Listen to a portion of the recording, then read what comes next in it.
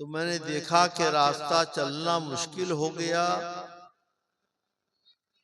औरतों की, जवान लड़कियों की भीड़ आ रही है, उनके सर खुले हुए हैं। हमारा इलाका होता तो मैं ये समझता कि हिंदुओं की औरतें हैं, हिंदुओं की लड़कियां हैं, लेकिन ये सब जलसे की तरफ आ रही थी।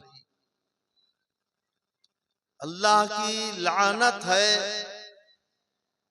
ऐसी औरतों, ऐसी लड़कियों पर। हदीस शरीफ में आया, अलमरतु औरतुन इज़ा खरजत इस्तशरफा शैतान। औरत पर्दे में रहने की चीज है, जब वो बेपर्दा निकलती है तो उसे शैतान झांकता है, ताकता है, देखता है, घूरता है। जो मर्द भी देखे वो भी गोया शैतान का चेला है। ऐसी औरतें जो लोगों को शैतानी काम की तरफ रागिब करती हैं, उन पर अल्लाह की लानत है। औरतें चाहे ब्याह शादी में जाएं, चाहे जलसा जुलूस में जाएं, पीर साहब से मिलने जाएं, इमाम साहब से मिलने जाएं, उनको पर्दे में रहना जरूरी है।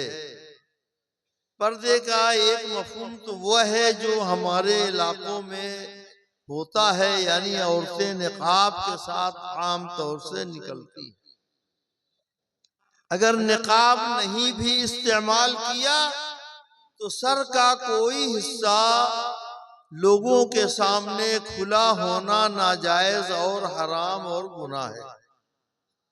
कान का हिस्सा भी उनके लिए खुला रहना गुनाह है। रुखसारों का खुला रहना भी गुनाह है। सिर्फ आगे की चेहरे की टिकुली जिसको कहते हैं, फेस, वो अगर खुला है, नजरें झुकी हैं, तो कोई हरज नहीं है। हाथ भी कलाइयों तक छुपा रहना जरूरी है। आमतौर से औरतों की आस्तीन यहाँ तक होती है, यहाँ तक होती है, बिल्कुल हराम है। जबकि तमाम मर्द लड़के यहाँ तक की आस्तीन पहनते हैं और औरतें ऊपर तक की आस्तीन इस्तेमाल करती हैं। ये नाजायज और हराम है। बगैर दुपट्टे और बगैर ओढ़नी जिसको कहते हैं लड़कियां निकलती हैं, ये भी नाजायज और हराम है। इस पर कंट्रोल करना मर्दों की भी जिम्मेदारी है। हदीस शरीफ में आया कि कुल्लुकुम राइन व कुल्लुकुम मसऊलुन अन रइयतिही, तुम में हर एक जिम्मेदार है और हर जिम्मेदार को अपनी जिम्मेदारी निभानी चाहिए। नहीं निभाएगा तो क़यामत के दिन उससे सवाल होगा, पूछ होगी, उसकी गिरफ्त और पकड़ होगी। लिहाजा मर्दों को चाहिए कि अपनी औरतों को पर्दे में रखें और कहीं जाएं तो पर्दे के साथ जाने के लिए सख्ती के साथ उनको हुक्म दें। अल्लाह के रसूल सरकार दो आलम नूर मुजस्सम सैयद आलम सल्लल्लाहु ताला अलैहि वसल्लम की एक हदीस पाक है, ये भी बुखारी शरीफ में है कि रुब्बा कासियातिन आरियातिन फिल आखिरा, बहुत सी औरतें हैं जो कपड़ा पहने हुए हैं लेकिन क़यामत में वो नंगी होंगी। तो कौन औरतें? वही के जिनका कपड़ा बारीक होगा, जिनका दुपट्टा बारीक होगा, उनको क़यामत के दिन बरहना रखा जाएगा। अल्लाह ही जाने कि उनका क्या हश्र होगा। लेकिन ये औरतें, ये हमारी जवान घूमने फिरने वाली लड़कियां इसका एहसास नहीं करती। ऐसा लगता है कि हया खत्म हो गई है। इसीलिए आका मौला प्यारे मुस्तफ़ा सल्लल्लाहु तआला अलैहि वसल्लम ने इरशाद फरमाया, अल हया शुअबतुम मिनल ईमान, हया ईमान का एक हिस्सा है, एक शोबा है हया ईमान का। इसका मतलब ये है कि जब हया नहीं होगी तो ईमान नहीं होगा, या ईमान कमजोर होगा या बहुत कमजोर होगा। लिहाजा ईमान वाली औरतों को बेपर्दगी का मुजाहरा हरगिज हरगिज हरगिज नहीं करना चाहिए। अल्लाह के रसूल सरकार दो आलम सल्लल्लाहु तआला अलैहि वसल्लम के बारे में हदीस शरीफ में आया है कि वो औरतों से अगर बैअत लेते तो जुबानी लेते। बाद में बुजुर्गों ने ये तरीका निकाला है उनकी तस्कीन के लिए कि कपड़े फैला दिए जाएं और उसका एक सिरा बैअत होने वाली खवातीन के हाथ में हो और एक सिरा पीर साहब के हाथ में हो। इसके अलावा हाथ में हाथ दे करके हरगिज हरगिज बैअत करना जायज नहीं है। हजरत आयशा सिद्दीक़ा रज़ियल्लाहु तआला अन्हा जो उम्मुल मोमिनीन है, सरकार की ज़ौजा मोहतरमा है, वो फरमाती हैं कि हुजूर का हाथ बैअत करने के वक्त कभी किसी औरत के हाथ में नहीं रहा। तो जब हुजूर ने औरतों से पर्दा किया, हुजूर के जमाने में औरतें सरकार सल्लल्लाहु तआला अलैहि वसल्लम से पर्दा किया करती थी, तो इस जमाने में भी औरतों को पर्दा करना चाहिए। चाहे कितने बड़े पीर साहब हों, इमाम साहब हों, तावीज लिखने वाले हों, या और भी कोई हो, डॉक्टर के वहां जाए तो वहां भी पर्दा होना चाहिए। सिवाय ये कि डॉक्टरी के लिए, इलाज के लिए जहां कहीं उन्हें देखना हो, छूना हो, उसकी शरअन इजाजत है मजबूरी की वजह से। लेकिन औरतें डॉक्टरों के पास भी बन सवर कर बेपर्दगी के साथ जाती हैं, ये भी नाजायज है और हराम है। एक मर्तबा एक औरत हजरत आयशा सिद्दीक़ा की बारगाह में आई। उसके सर पर जो दुपट्टा था वो बारीक था। उन्होंने उसका दुपट्टा ले लिया और दूसरी मोटी चादर उसे दे दी और उसे फाड़ करके दूसरे काम में इस्तेमाल फरमाया। आप इससे अंदाजा लगाओ कि आज की औरतें अगर उम्महातुल मोमिनीन से मोहब्बत करती हैं, खदीजतुल कुबरा रज़ियल्लाहु अन्हा से मोहब्बत करती हैं, फातिमा ज़हरा रज़ियल्लाहु ताला अन्हा से मोहब्बत करती हैं, हज़रत आयशा सिद्दीक़ा उम्मुल मोमिनीन रज़ियल्लाहु ताला अन्हा से मोहब्बत करती हैं, तो उनके नक्शे कदम पर चलने में ही इन्हें कामयाबी मिलेगी। दुरूद शरीफ पढ़ ले। अल्लाहुम्मा सल्ली अला सय्यिदना व मौलाना मुहम्मद मादिनिल जूद वल करम मंबइल इल्म वल हिल्म वल हिकम व अला आलिहि व अस्हाबिहि व बारिक व सल्लिम सलातो व सलामन अलैका या रसूल अल्लाह दाइमन अबदन सरमदा। ये तो औरतों से मुताल्लिक मैंने जो कुछ देखा, हमारे ऊपर फर्ज हो गया कि उसका बयान कर दिया जाए, ताकि हमारी माएँ बहनें, हमारी बहू बेटियां पर्दे के साथ रहें, पर्दे का एहतमाम करें।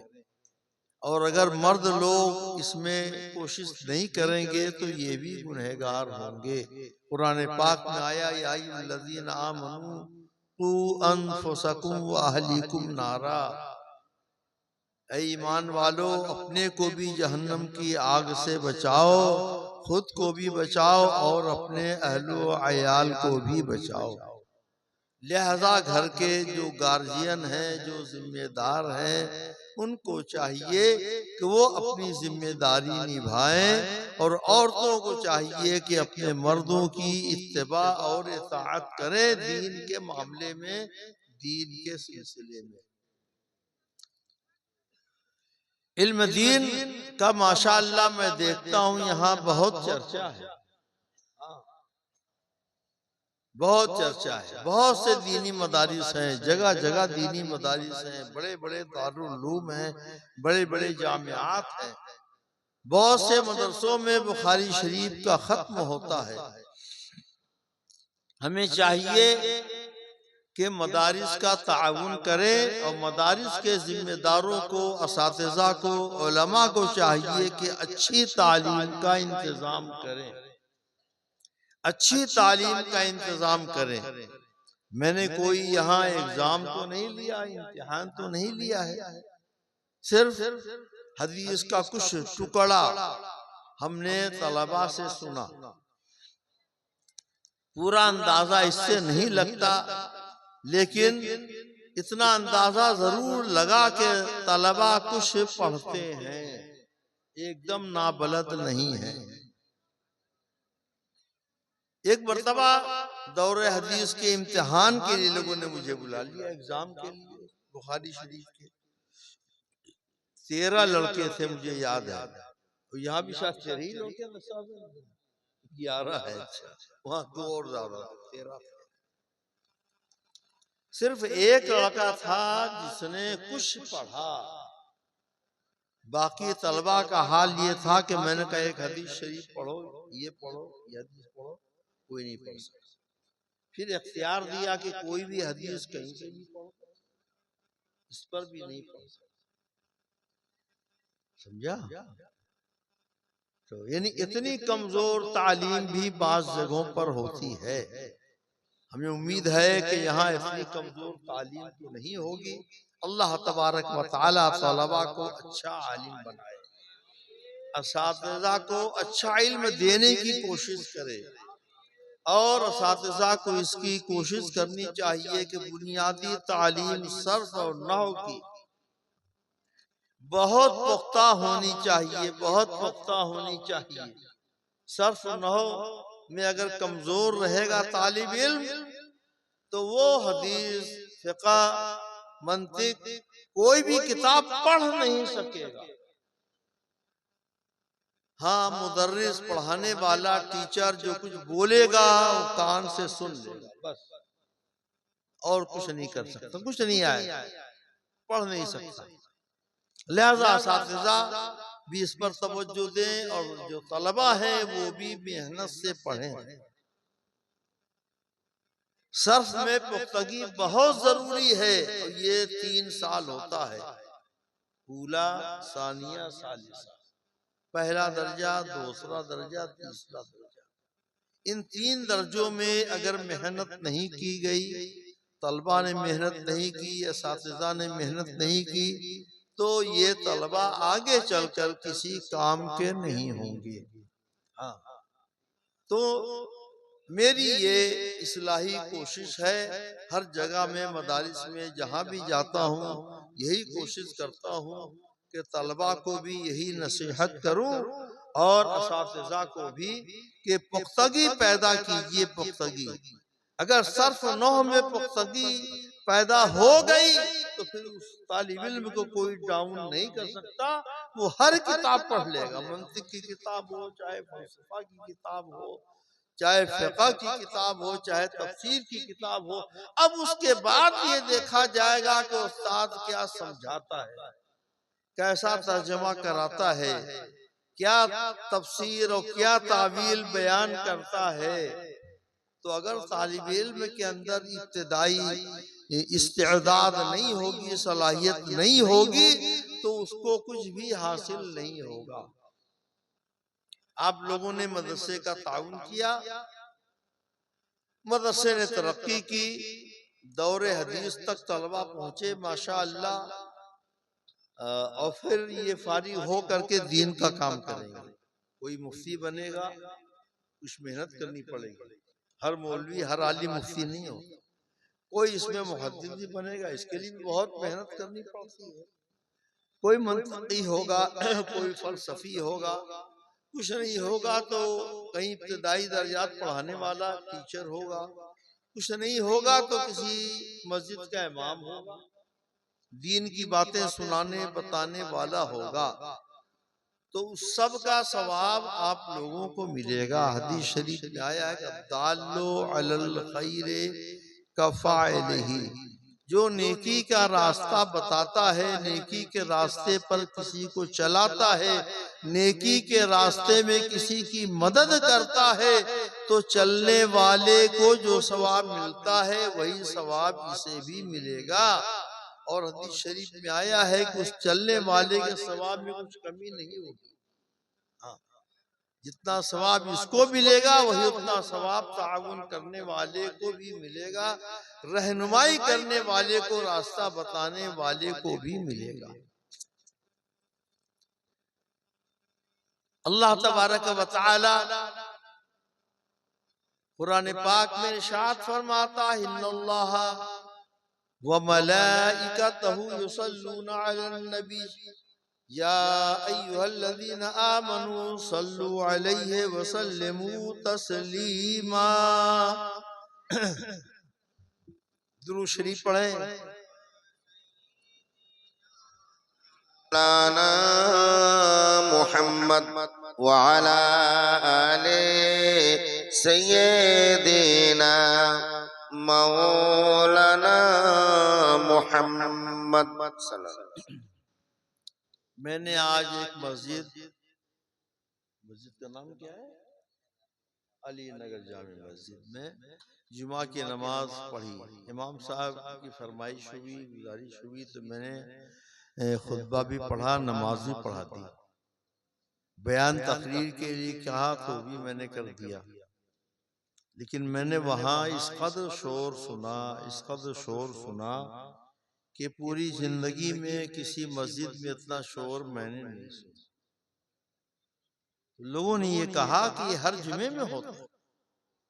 अल्लाहु अकबर। बताइए ये कोई खूबी की बात है? हदीस शरीफ में आया, सुनो, मस्जिद में दुनिया की बातें नेकियों को खा जाती हैं, खा जाती हैं। आप नेकी करेंगे, मस्जिद में दुनिया की बात करेंगे, शोर शराबा करेंगे, तो आपकी नेकी का सवाब खत्म हो जाएगा। और ये ऐसा ही हो जाएगा जैसे कि आग में लकड़ी डाल दो तो लकड़ी कोयला हो जाएगी, कोयले के बाद राख हो जाएगी। लिहाजा आप लोग कोशिश कीजिए कि किसी भी मस्जिद में शोर शराबा और बातें न हो। मस्जिद के बिल्कुल मुत्तसिल जो हिस्सा था वहां देखा चंद कुर्सियां लगाए, लोग बैठे बातें कर रहे हैं।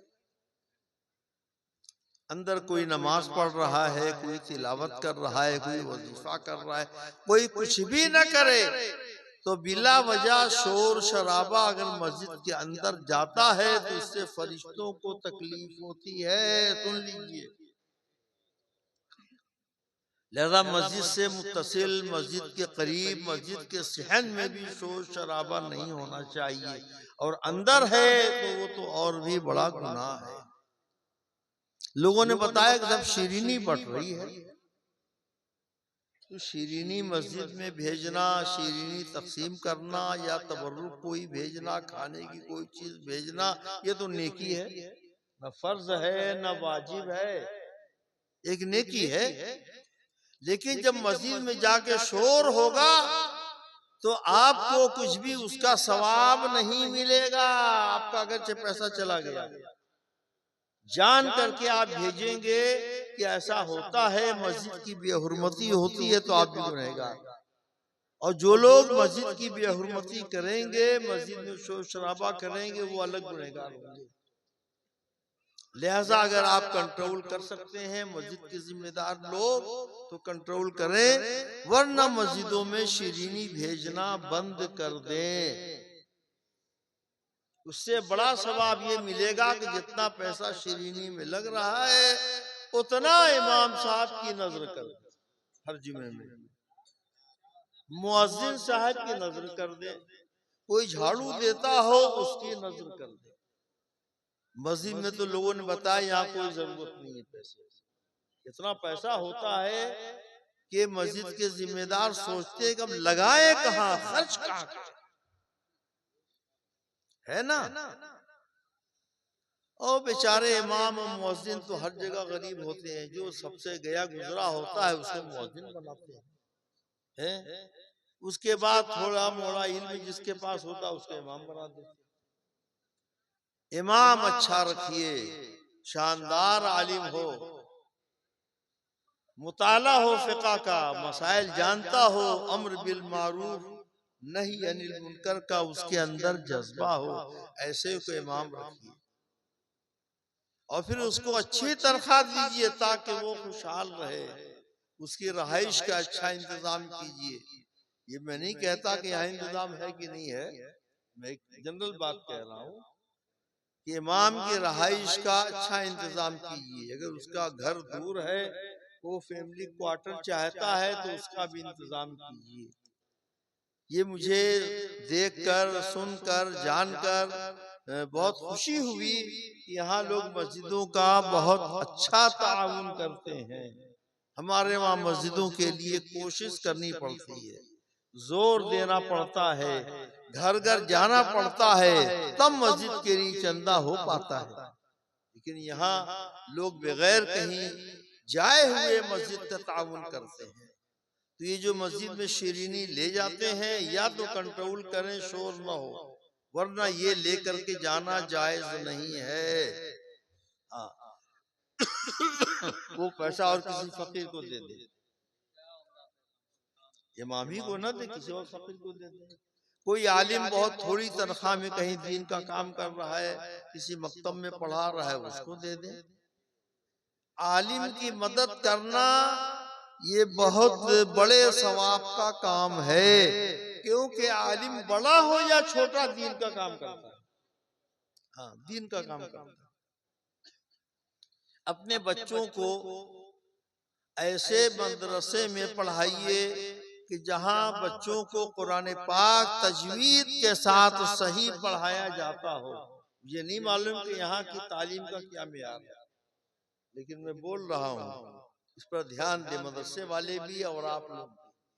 जिस मदरसे में तजवीद के साथ यानी सही कुरान शरीफ पढ़ाया जाता हो, वहां अपने बच्चों को भेजिए, क्योंकि अगर गलत कुरान शरीफ पढ़ा जाएगा तो पढ़ने का सवाब क्या मिलेगा, उल्टे अजाब होगा।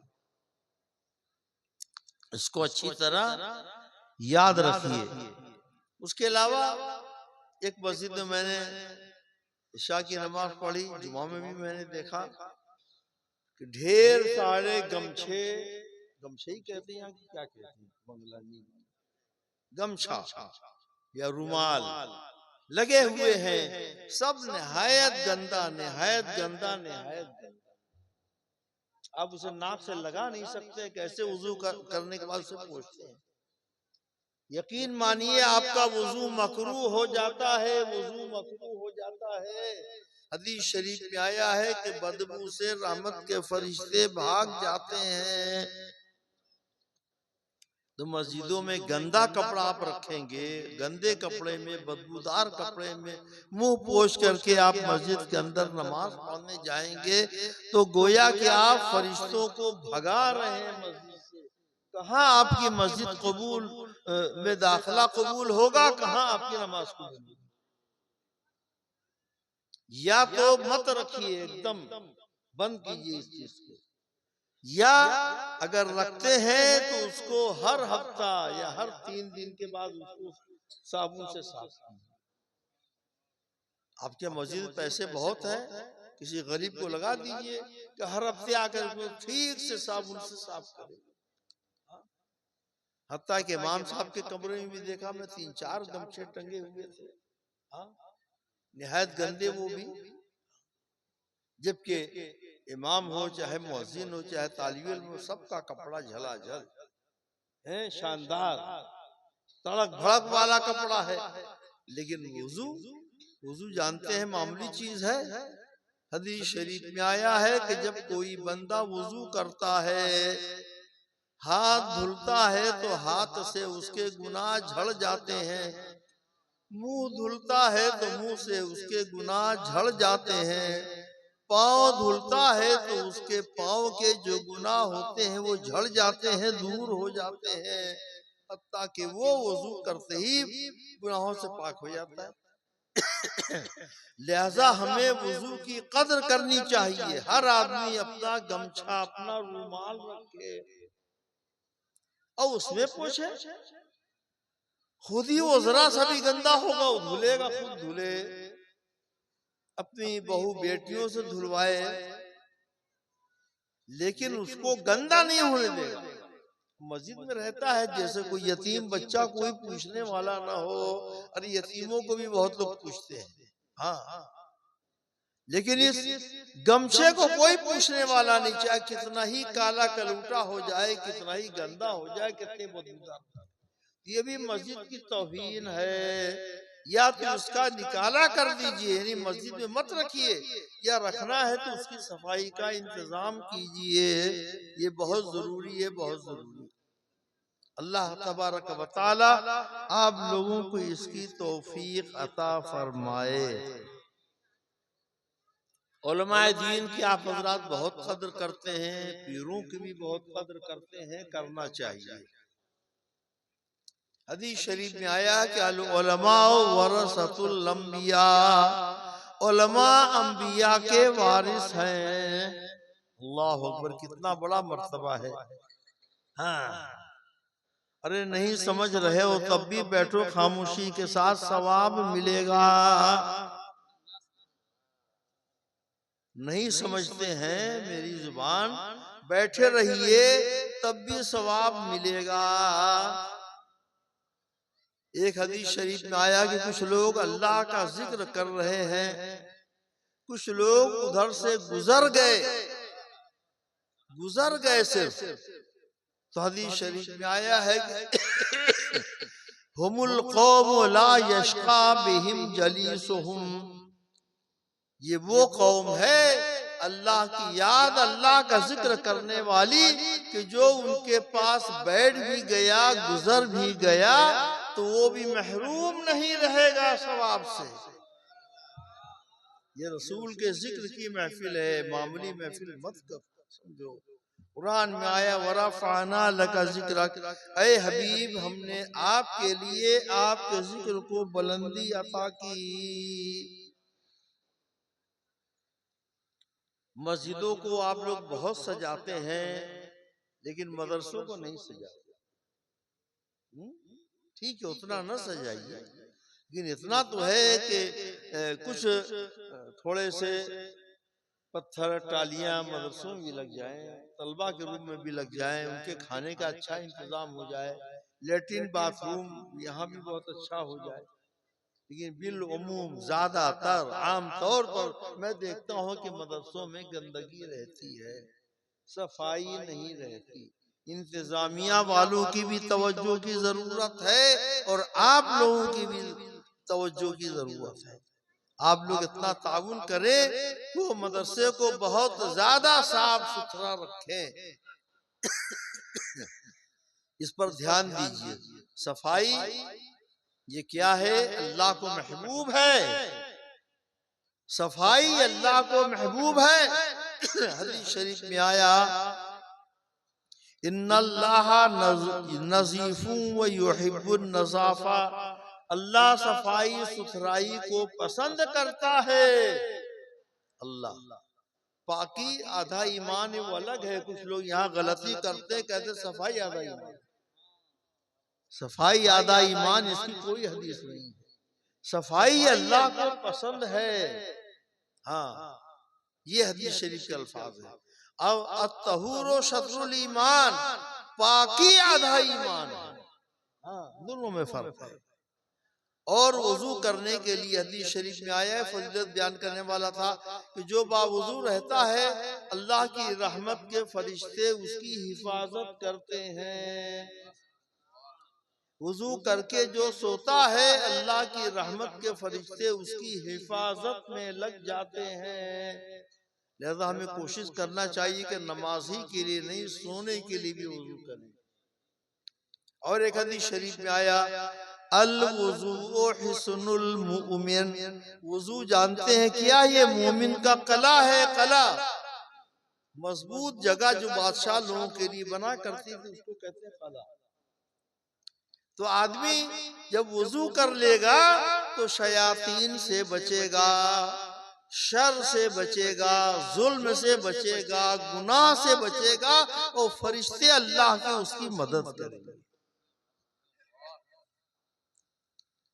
बहुत से ऐसे बुजुर्गान दीन गुजरे हैं, कोई इस्तिंजा करके निकले, हम लोग उस पर तो अमल नहीं कर पाते हैं, लेकिन बयान करता हूँ सबक हासिल करने के लिए, कि वो जब इस्तिंजे खाने से या लेट्रिन बाथरूम से निकलते थे और अंदर वजू की कोई जगह नहीं रहती थी, आजकल तो अंदर भी जगह रहती है, तो वो बाहर निकलते ही तयम्मुम कर लेते, ताकि वजू खाना जाते जाते जो वक्त गुजर रहा है उस वक्त में भी वो बेवजू न रहे, और वजू नहीं कर सकते चलते चलते तो तयम्मुम कर लेते, ताकि फरिश्तों की जो मदद उनको हासिल होने वाली है वो उनको हासिल हो जाए। वजू की इतनी अहमियत है। और मैं तो कहता हूँ कि कुछ लोग कहते हैं कि मैं रात को बहुत डरता हूँ, रात को बहुत डर लगता है। अब बोलन तो वो नमाज की पाबंदी करें, नमाज का वजू तो उनको करना ही है, सोने से पहले वजू करें, चारों कुल पढ़ करके और वजू करके सोएंगे तो इंशाअल्लाह रात डरने की उनको कोई गुंजाइश नहीं होगी। हाँ, इस इलाज को याद रखिए, ये बहुत बड़ा तावीज है। और हदीस शरीफ में आया है, दोनों वजू करके सोने के लिए भी, यहाँ तक आया है कि जो वजू करके सोया उसी रात उसका इंतकाल हो गया, मर गया, तो उसका हश्र शुहदा में होगा, शहीदों में होगा। समझा? जलसे जुलूस में इस तरह की बातें कम बताई जाती है, मैं तो ये नहीं कह सकता कि नहीं बताई जाती, हाँ, लेकिन इसको याद रखिए आप, खास तौर से इनके ऊपर शुभ है कि किसी ने कुछ कर दिया है, भूत है, पलीद है, जिन है, जिन्नात है, मालूम नहीं किसने क्या कर दिया है, वो हर वक्त बावजू रहे, बावजू सोए तो इंशाअल्लाह उनका जिन्नात खुद ही भाग जाएगा। हाँ, ये इलाज याद रखिए, ये तावीज याद रखिए। अल्लाह तबारक व तआला हमें और आपको सबको इन कलिमात पर अमल करने की तौफीक अता और एक अकीदे की पुख्तगी दुरुस्तगी के लिए। इस जमाने में अल्लाह तबारक व तआला ने जैसे हर जमाने में अपने महबूबों को चुना है, किसी जमाने में गौसे पाक को चुना, किसी जमाने में ख्वाजा गरीब नवाज को चुना, किसी जमाने में अल्लाहुल हक बिन नबी को चुना, हजरत मखदूम पाक को चुना, मखदूम बिहारी भी है, मखदूम कछोचवी भी है, वगैरह वगैरह। तो 14वीं सदी में अल्लाह तबारक व तआला ने आला हजरत को चुना, आला हजरत इमाम मौलाना अहमद रजा खान फाजिले बरेलवी रज़ियल्लाहु तआला अन्हो को चुन लिया। अल्लाह जिसको जो मर्तबा देना चाहे कोई रोक नहीं सकता है। वालिका फज़लुल्लाह युती है मैं यशा, बंदों में अल्लाह के कुछ बंदों की मकबूलियत ये अल्लाह का फजल खास होता है, वो जिसको चाहे देता है। कोई लाख चिढ़े, लाख हसद करे, लाख जले, लेकिन उसका मर्तबा घटता नहीं है। गौसे पाक के बारे में आला हज़रत से कहा, तू घटाए से किसी के न घटा है न घटे, जब बढ़ाए तुझे अल्लाह ताला। उन्होंने गौसे पाक के बारे में कहता, मैं कहता हूँ आला हज़रत को देखो, उनके जमाने में उनका मकाम मर्तबा इतना उजागर नहीं हुआ था जितना कि आज पूरी दुनिया में आला हजरत का नाम रोशन है। क्यों? वजह क्या है? सिर्फ इसलिए नहीं कि आला हजरत ने फतावा रज़विया लिख दिए। फतावा रज़विया भी लिख देना कोई कम एहसान है? बहुत बड़ा एहसान है। आज उलमा दीन के मसाइल उससे देख कर दूसरों को बयान करते हैं। हर दारुल इफ्ता में फतावा रज़विया रखी हुई है। फतावा रज़विया ऐसी किताब है कि जो मसाइल उसमें नहीं लिखे हैं तो ऐसे उसूल लिखे हैं कि आज भी जो मसला दरपेश होता है फतावा रज़विया में ढूंढ निकालते हैं, वो नहीं मिलता है तो उसकी नज़ीर मिलती है। उस जैसा कोई कोई मसला मिल जाता है तो आला हज़रत का बहुत बड़ा एहसान है कि दीन और शरीयत के मामले में उन्होंने रहनुमाई की है। और सबसे बड़ी रहनुमाई ये कि हमें बदअकीदगी से बचाया, हमें गुमराही से बचाया, हमें वहाबियत से बचाया, हमें राफ़िज़ियत से बचाया, हमें देवबंदियत से बचाया, हमें गुस्ताखाने रसूल से बचाया। ये सबसे बड़ा अल्लाह का एहसान है उम्मत पर कि आला हज़रत को दिया। और आला हज़रत का बड़ा एहसान ये है कि उन्होंने हमारे ईमान को बचाया। ईमान सबसे कीमती चीज है। ईमान सबसे कीमती चीज है। अगर ईमान चला गया तो कुछ भी, आप रात भर नमाज पढ़ते रहिए, साल भर रोजा रखते रहिए, ईमान नहीं है, आदमी बदअकीदा है, तो फिर इन चीजों का उसे कुछ भी सवाब नहीं मिलेगा। तो प्यारे इस्लामी भाइयों, आला हज़रत के दामन को थामे रहिए, उनके ही मसलक पर। उनका मसलक कोई नया दीन नया मजहब नहीं है। उनकी किताबों में जो दीन और शरीयत की बातें हैं वही उनका मसलक है। और सारी बातें दलाइल के साथ है, कुरान की आयतें हैं और हदीस पाक के हवाले हैं।